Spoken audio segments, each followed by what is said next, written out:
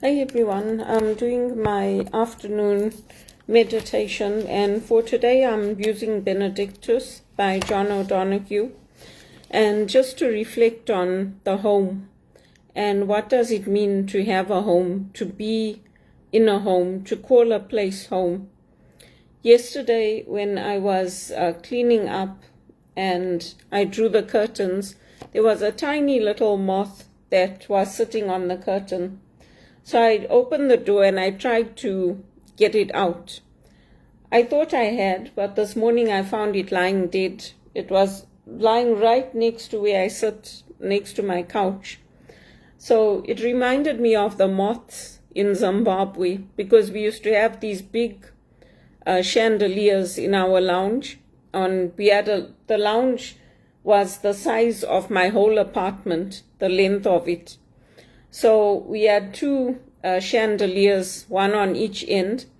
And when we used to open the doors, the moths used to all come in and they used to all sit underneath where those lights were. And also on the side, we had two lamps. So they used to gather over there. And home is like a moth to a flame. That's how home is for us. It was something I remember from my childhood, and I thought of that when I saw that moth. I thought, oh, this hasn't happened before. I've never seen these moths coming in like this. But yeah, it reminded me of Zimbabwe. And home is a place of comfort. It's a place where you feel safe. It's a place of shelter and love. There's no place like home. Home is wherever you are, feeling like you have your soul at rest and your mind at peace. And it's one of the sweetest words in any language to say, I'm home now, I'm at home. This is my home. It's one of the best feelings in the world. We need to be at home. And one of the things that you can notice, like when I take my walks, especially like in the evening, in the summertime, I used to take a lot of walks. I don't go out that much now. But in the evening, you can see all the homes illuminated. And you see the bright interiors of a house, of each family, of each person that lives in a home. And the ordinariness of the houses conceals the force and mystery of the events that unfold there. The home is the castle. The home is the place that is completely ours.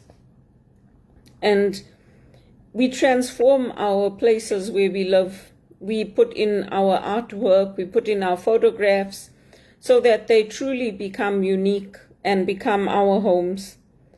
And in them we find peace, we find tranquility, we find a place that is just for us and for others to discover and to come to know when they come to see us. So he writes in here, it is astounding how the seminal happenings in life are mainly unconscious and implicit. Most of what happens within a home unfolds inside the ordinary narrative of the daily routine. Yet later on in life, when one looks back more closely, it is quite incredible how so many of the roots of one's identity, experience, and presence lead back to that childhood kitchen where so much was happening unknown to itself. The origin of the word dwell is to dig deep. Born into the home, the child starts from the deepest place. In the early silence of childhood, experience becomes deeply engraved.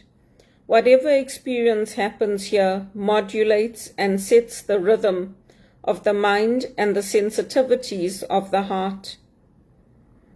If parents were aware of how much secretly depends on them, they would become paralyzed with the weight of responsibility. Home is where we start from, and it inevitably also determines how we start to be who we are. So the Oxford English Dictionary states that the home also means a place where a thing flourishes or from which it originates. In such a subtle and unseen way, the home is the seedbed of individual presence. When you step into somebody's home, it's a revelation, and that's when you see how they live, who they are. It's the intimacy of their private sanctuary that becomes known to you. And at home, we are ourselves. When we step out into the world, we have to take on different personas. We have to take on the company woman persona, or we have to take on whatever work is required of us to be and to do. But at home, it's where we can be ourselves, and we don't have to wear masks, so to speak. And when you are, when you're doing spiritual work with people, you're like a birth mother. You're birthing their soul. You're birthing that connection which will help them to flourish in their spiritual life. It's one of the greatest gifts, and it's one of the greatest burdens, because you're holding the soul of the person in your hands, and their future is also dependent on it, as well as the present. He gives an analogy here which is very similar. Parents are invisible creators. Quietly, day after day, their care and kindness nurtures and fosters the unseen landscapes of their children's minds. On the life journey of each individual, the nature of the mind determines what is seen and valued. In the Symposium, Plato said so beautifully that one of the highest human privileges is to be a midwife in the birth of the soul in another. So parents do that for us. They do it unobtrusively and continuously. If we are lucky, unobtrusively. Next to birth, bringing a child physically into the world is the greatest gift that one can confer on another. It is a gift that once given can never be taken away by anyone else, an inner gift that will inform and illuminate their journey. If we are fortunate, parents and elders and people in our lives will stop forcing their worldview on us and how they want us to live, how they want us to be. They will give us the freedom to be completely ourselves. Their job is over once we turn 18, once we become adults. Then we make choices for ourselves, and we make choices to live our lives in a way that flourish. We make choices that are not to become criminals or drug addicts or to become problems for society. If our formation is good, we make good choices, and whether our parents want us or not after that is up to them. We can't make choices that are going to destroy our lives, destroy our health, destroy our careers. And other people need to respect those choices too. It's not easy when you are an immigrant, when you're coming into a new culture.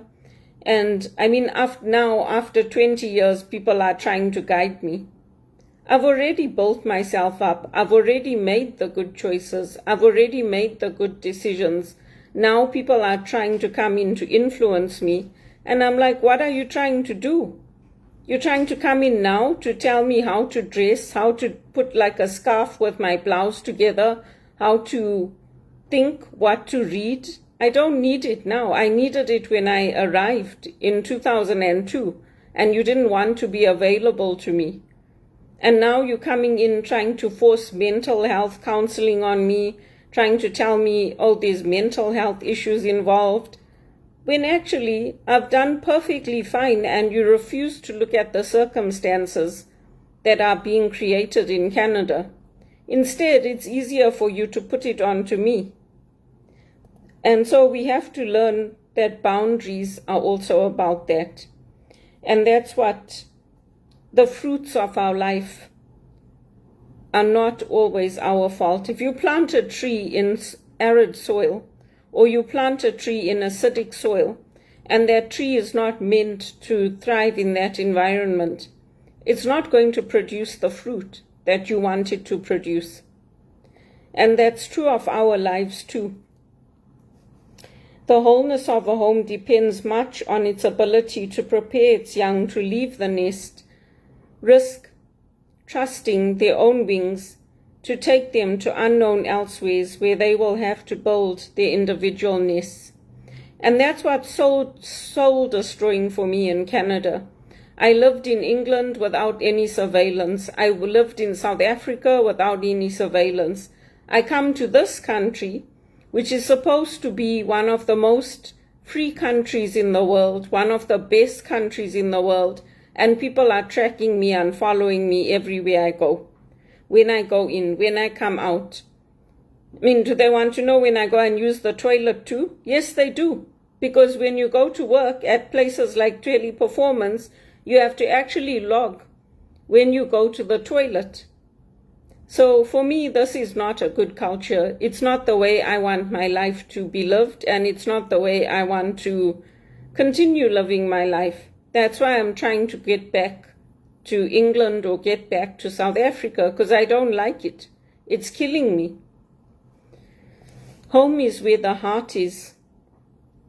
Eventually, parents encounter the challenge of dealing with the empty nest.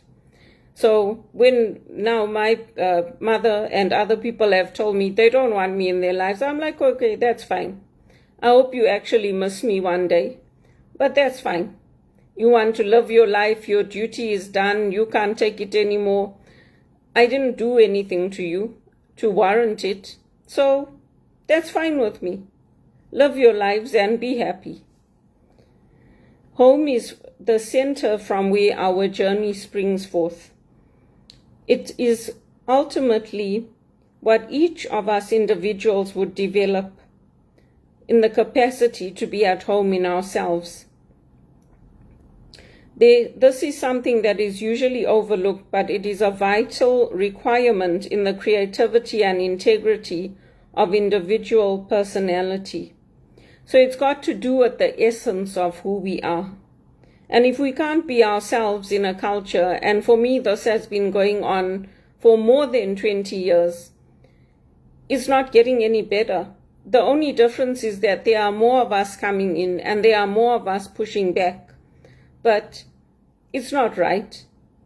We should be able to be ourselves without criticism of how we dress. We're not going to work naked. We're not coming to work in our bathing suits. We're coming to work with clothes. You might not like the trousers I'm wearing. You might not like my style. But guess what? I don't like yours. I don't tell you, oh, why don't you dress that up with a scarf? Or why don't you put a necklace on? Or why don't you cut your hair? Look at your hair. It's gone so long. So why don't you respect others' boundaries the way that you want your boundaries respected? Because you're not any better than me. Oh, I might have company, so I'm not going to take your call. Oh, put your phone on silent. We have mobile phones today. Don't treat me like I'm a stupid idiot that doesn't know anything about decorum, about hosting, about having people over.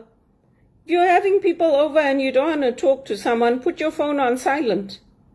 It's perfectly fine to do that. I've adapted to a lot in Canada, and yet despite that, I get treated like I'm a child. It's not right. When one is at home in oneself, one is integrated and enjoys a sense of balance and poise. In a sense, this is exactly what spirituality is, the art of homecoming. And I think he's written it so beautifully. So to finish, I'm just going to read this poem. It's called The Blessing of a Child Entering the World. As I enter my new family, may they be delighted at how their kindness comes into blossom. Unknown to me and them, may I be exactly the one to restore in their forlorn places new vitality and promise. May the hearts of others hear again the music in the lost echoes of their neglected wonder. If my destiny is sheltered, may the grace of this privilege reach and bless the other infants who are destined for torn places. If my destiny is bleak, may I find in myself a secret stillness, a tranquility beneath the turmoil. May my eyes never lose sight of why I have come here, that I never be claimed by the falsity of fear, or eat the bread of bitterness. In everything I do, think, feel, and say, may I allow the light of the world I am leaving to shine through and carry me home. That's titled The Blessing of a Child Entering the World. And when children are born, for most of us, it's a happy affair. It's a time of celebration. It's a time where we can't wait to see that little baby, to hold that baby, to carry that baby in our arms, to be a part of that child's journey and life. And I hope if you have not experienced that in your life, I hope you will get to experience it. The joy of having a new child in your family. I don't have any birth children because I never married and I never wanted to have children out of wedlock. And my mother even suggested it to me. She said, why don't you have a child? I said, to have a child by myself when I'm not married. Then you people will be sitting and crying that I brought shame on the family. So I never had any birth children of my own. And unfortunately for me, I've gone beyond those childbearing years. But I have other children in my life. I have my brother's children. I have children that I've helped, that I've taught in the parish. I have children that I've sponsored.